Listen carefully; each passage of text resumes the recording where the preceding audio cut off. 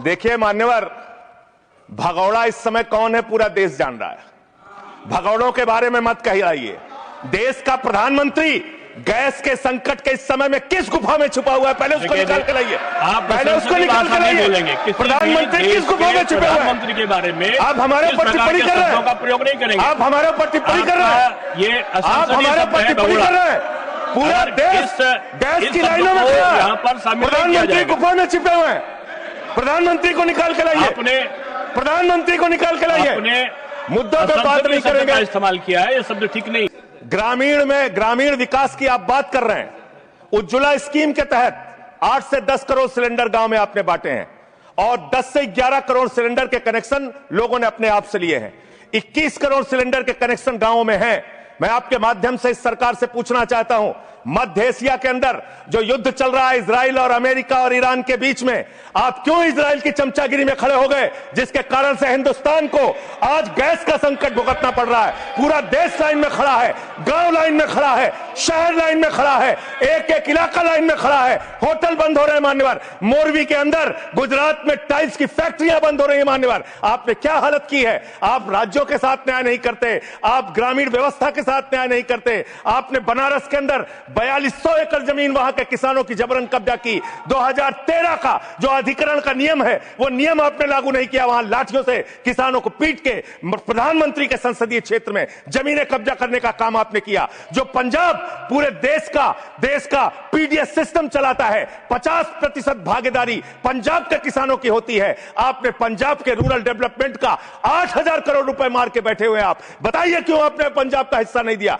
क्यों आप वहां के साथ सौतेला व्यवहार कर रहे हैं। बताइए इस देश को और पंजाब के लोगों को। वहां पर बाढ़ आई, आप भी गए थे मंत्री जी वहां पे दुख जताने के लिए। आपने वहां की भयावह परिस्थितियों को देखा था। बावजूद इसके 1600 करोड़ रुपए की मदद आपने घोषित की थी। 16 पैसे आपने पंजाब को नहीं दिए। 16 पैसे। यह आपकी दुर्भावनापूर्ण नीति है जो राज्यों को भुगतनी पड़ रही है, जो देश को भुगतनी पड़ रही है। और ग्रामीण विकास के नाम पर आपने इस देश के गांव में रहने वाली जनता को लगातार धोखा देने का काम किया है, लगातार उनको ठगने का काम किया है। चाहे वो आंगनबाड़ी की स्कीम हो, आंगनबाड़ी की कार्यकर्तियां, हर काम में उनको आप लगा देते हैं, लेकिन आप उनको पैसा देने के नाम पर आपको हंसी आएगी, हंसी आएगी, हंसी आएगी।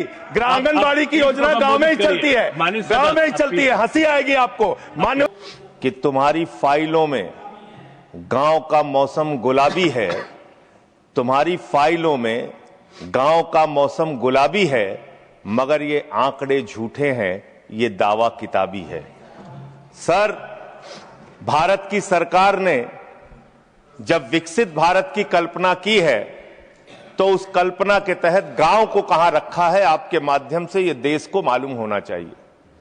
हमारे टोटल बजट का भारत सरकार ने जो पूरा बजट 2026 और 27 के लिए प्रस्तुत किया मान्यवर, उसका मात्र 3.6% बजट ग्रामीण विकास के लिए रखा है। यह स्पष्ट करता है सरकार की मंशा को। यह बताता है कि ग्रामीण विकास के लिए आपकी सोच क्या है, ग्रामीण व्यवस्था को आप कैसे संचालित करना चाहते हैं, कितना विकास वहां पर करना चाहते हैं। मान्यवर, बहुत सारी योजनाएं गांव के विकास के लिए चलाने का दावा सरकार की ओर से किया जाता है। उसमें से एक प्रमुख योजना है जिसका ढिंढोरा भारत की सरकार बार बार पीटती है, जल जीवन मिशन, जल जीवन मिशन, हर घर जल की योजना, हर घर जल की योजना। वो जल जीवन मिशन क्या है मान्यवर, जिसके ऊपर आप लाखों करोड़ रुपए अब तक खर्च कर चुके हैं। गांव गांव में पाइप से पानी पहुंचाने के नाम पे लोगों से आप पैसा लेंगे, वहां की जनता को मीटर लगा के पैसे की वसूली करेंगे, जो व्यवस्था पहले नहीं थी। उसके बाद आपने गांव गांव में सड़कों की खुदाई कर दी। जो ग्रामीण व्यवस्था के अंदर जिला पंचायत से सड़क बनी थी, ग्राम सभा से सड़क बनी थी, जो गांव के विकास के लिए पैसा लगा था, उसको जल जीवन मिशन के तहत सड़कें खोद के, गांव के रास्ते खोद के उसको बर्बाद करने का काम किया गया। तो जल जीवन मिशन जन जीवन को अस्त व्यस्त कर रहा है। एक तो ये उस मिशन की खासियत है जो सरकार को सोचना और जानना चाहिए।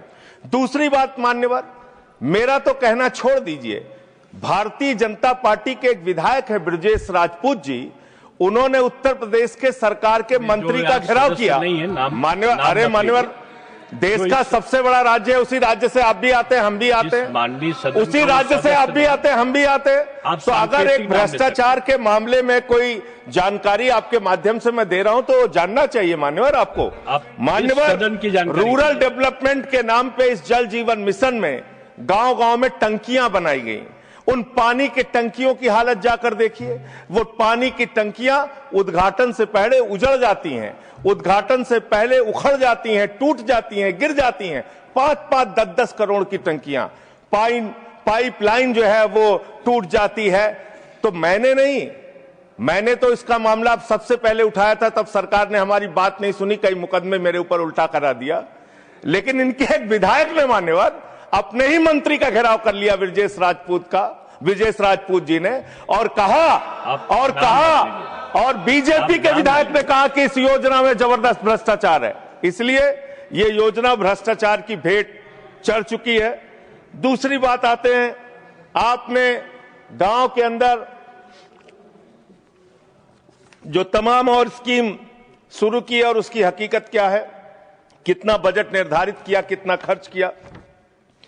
आपने मान्यवर मनरेगा के तहत 25-26 में 86,000 करोड़ रुपए निर्धारित किया था बजट में, और इस बार 26-27 में आपने 88,000 करोड़ रुपए मनरेगा के लिए निर्धारित किया।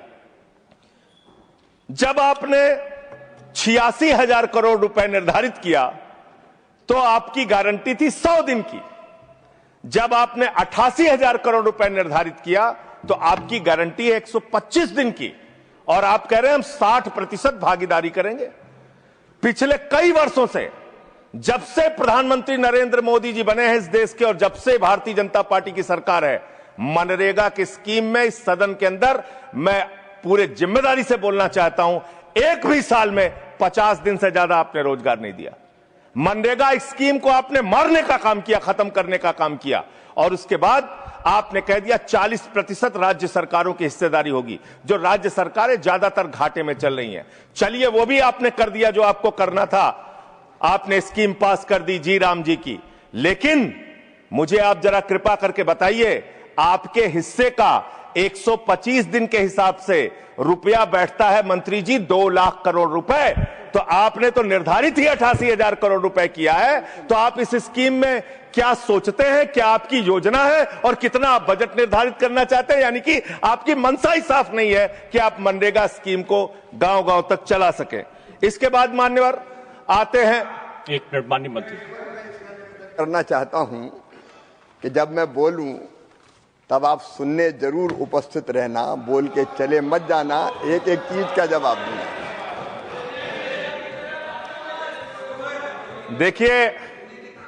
देखिए मान्यवर, भगौड़ा इस समय कौन है पूरा देश जान रहा है।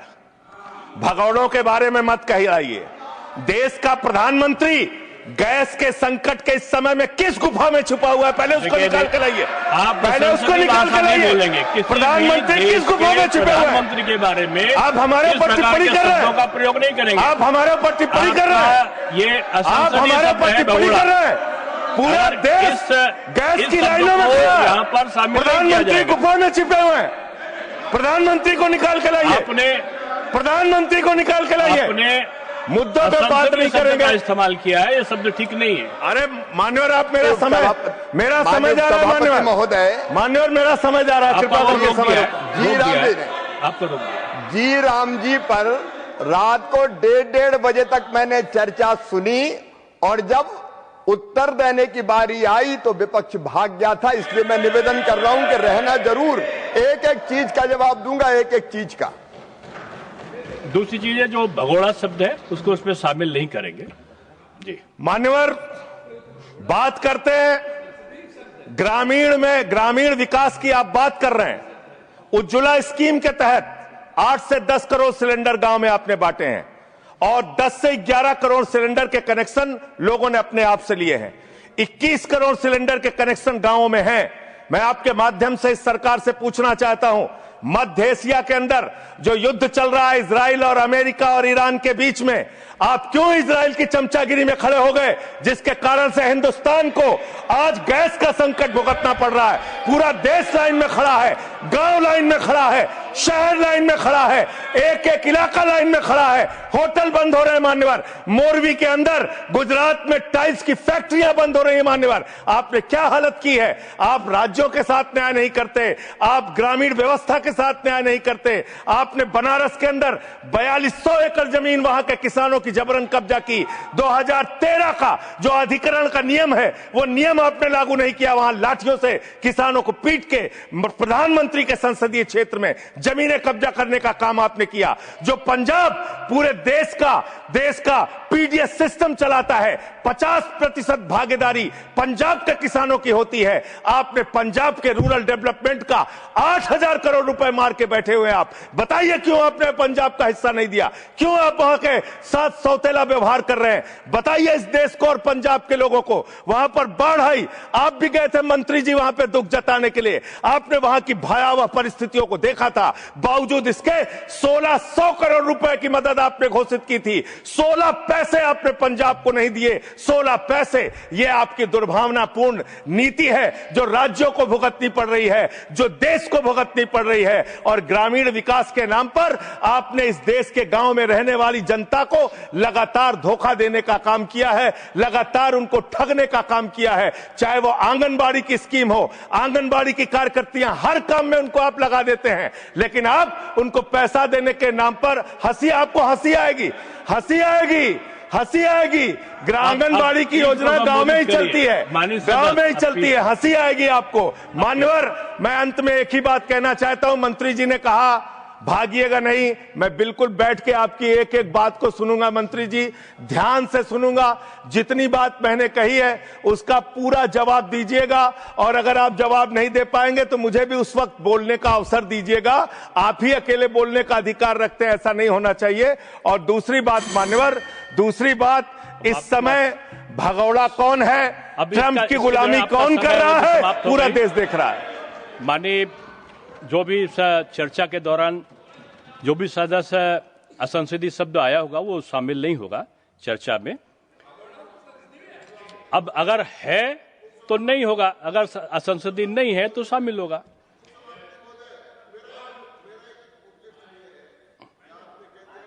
नहीं आएगा, लेकिन आजकल जो व्यवस्था है वो दूर संचार के माध्यम से चली जाती है। इसलिए ये भी व्यवस्था होनी चाहिए कि जिसको रिकॉर्ड में नहीं लिया है वो बाहर भी नहीं जाएगा। अब आपने किस चीज को कहा? जिस चीज को सारी व्यवस्था करेंगे, जेल के शिक्षों में रहोगे और रहे और रहोगे। नहीं बोल सकते, आप सीधे बात नहीं करेंगे माननीय सदस्य, आप सीधे बात नहीं करेंगे, आप सीधे बात नहीं करेंगे। आप पीठ को संबोधित करिए, आप पीठ को संबोधित करिए। ये आमने सामने बहस का मुद्दा नहीं है। आप संसद में हैं माननीय संजय सिंह, माननीय सदस्य, आप पीठ को संबोधित करिए। आप इस तरह से बात नहीं कर सकते। Next speaker Shri P Sunil ji. देखिए, मैं माननीय सदस्यों से अनुरोध करूंगा कि जो चर्चा होती है उसमें शब्दों का संयम ये आवश्यक होता है। आरोप लगाने पे मनाही नहीं है, लेकिन आरोपों की भी एक सीमा होती है शब्दों की, उसका पालन करना होगा। और जो इस प्रकार के शब्द आए होंगे जिनमें आपत्ति हो सकती है वो सम्मिलित नहीं होंगे। और दूसरा एक और अनुरोध साथ में है कि हम लोग सोशल मीडिया का, जैसे आपने जिक्र किया, सोशल मीडिया पे हम लोग जो यहाँ पर वक्तव्य होते हैं उनको देते हैं और किसी व्यक्ति विशेष के बारे में हम कुछ विश्लेषण लगाते हैं तो वो वहां पर उपस्थित नहीं होते। लेकिन सोशल मीडिया में जब वो चलता है तो कभी माननीय प्रधानमंत्री जी सुनते हुए दिखाई पड़ते हैं, कभी गृह मंत्री। मैं समझता हूं ये उचित नहीं है। संसदीय व्यवस्थाओं के अंतर्गत वो वही होना चाहिए जो सदन में मौजूद हो। Next Shri P